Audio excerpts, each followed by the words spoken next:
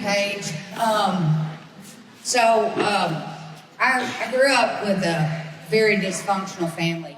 So I had a mother that ran off and abandoned me, and I had a father that was a raging drunk that beat me every day for a long time. No kid should ever have to live like I did. A very violent childhood, and so, like he said, I don't want to give too much to the devil. So in that, I grew a lot of abandonment issues because of the way, just all the violence I grew up in. I developed a lot of anger, and so I just had a lot of problems. I had a lot of problems stem from the time I was probably 4 or 5 years old. And so in that, I did the same things that happened to me to my children. I abandoned them. I chose drugs and alcohol over them. I grew up being a very violent offender. I was not just angry. I had a lot of rage, and this little girl seen me go down through there, and I was taking them down through there. I have 2 other daughters. She's my middle daughter, and so in that, I caught me a very serious charge, attempted murder charge, but in that, God seen that he was going to use me for something way bigger. And I got out of jail, and the charge it was gone. And that was all God. And in that, I went to In His Wings, and I didn't understand the part about having a relationship with the Lord. All I knew was this person, everybody knew me as this girl that was this violent person, got drunk, did drugs, all these things. So my mindset was just being sober, so I could look good forever. He restored my children, and in that, I got out. I didn't last but maybe a month and a half, and got relapsed. I went to prison twice, and the Lord He really started working on me in prison. Prison saved my life. Yep.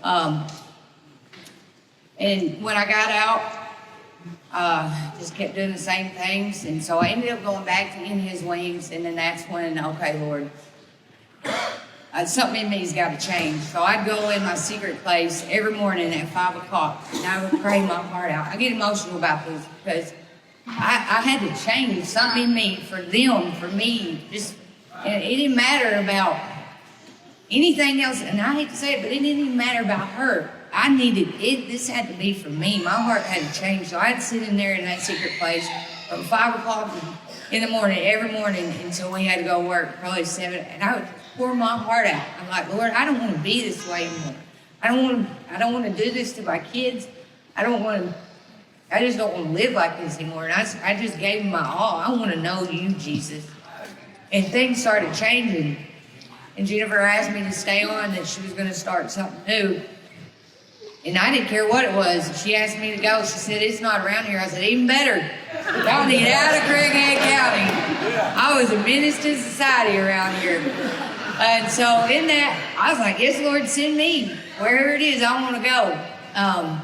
And He led me to John 3:16. And out there, and He's blessed my life so much. He's gave me my beautiful daughters back. I know how to love her for once in my life. That's huge. And He gave me a wonderful husband. Oh, let's not leave him out. Jason Page. He is I got such a wonderful husband. God was preparing me for when I was at the Wings in John 3:16 and all this started happening. He was preparing me to be a wife so I could love Him. And it's from true love. I just want good for Him. For once, I want good for my children. And so I got a driver's license after 43 years, and that was huge. Yeah.